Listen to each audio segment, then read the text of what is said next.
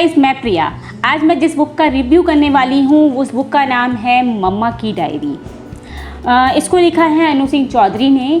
और अगर मैं इसके कवर पेज की बात करूँ तो इसके कवर पेज जो है इसकी कहानी, अंदर की कहानी को दर्शाता है। दरअसल इसमें दो बच्चों की तस्वीर बनी हुई है, एक लड़का और एक लड़की की।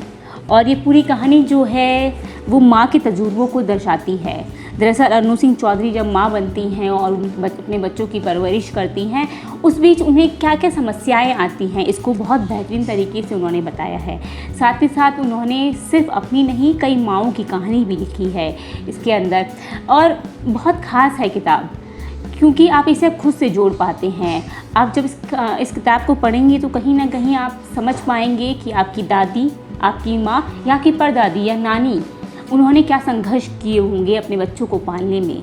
आप इसको अपने आप से जोड़ पाते हैं, इसलिए ये किताब आपको अपने से जोड़े रखती है। और जब आप इसे पढ़ना शुरू करते हैं तो आप इसको आप लगातार पढ़ते रहते हैं, क्योंकि आप इसे अपने आप से जोड़ रहे होते हैं। आप अपने इसे निजी जीवन से जोड़ लेते हैं तो आप इस किताब ये आपको अच्छी लगती है। और यही एक वजह है इस किताब को पढ़ने की।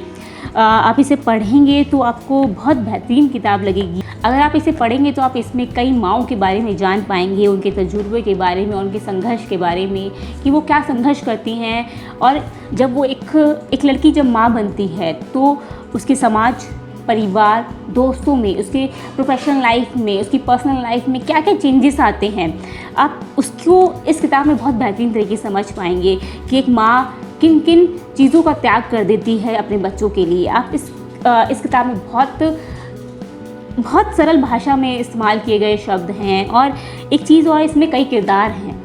इस किताब के अंदर आपको कई किरदार मिलेंगे, लेकिन उन किरदारों की एक ही खासियत है, वो ये है कि हर किरदार माँ का है।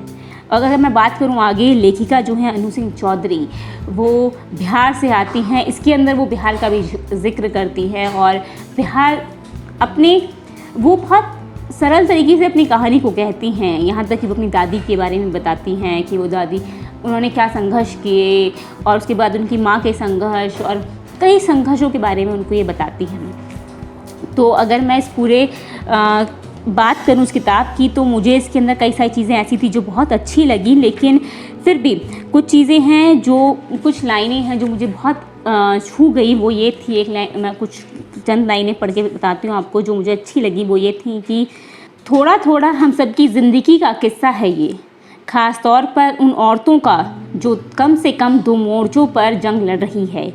हम उस समाज में रहते हैं जहाँ औरतों को बाय डिफ़ॉल्ट सेविका मान लिया जाता है, उनके हिस्से ज़रा सा भी प्यार नहीं आता।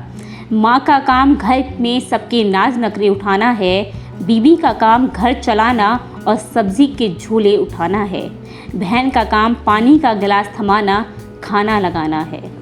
ये कुछ ही लाइनें हैं, लेकिन ऐसी कई लाइनें और ऐसी कई बातें आपको इसमें मिलेंगी जो आपको विश्वास दिलाती है कि वो हकीकत है।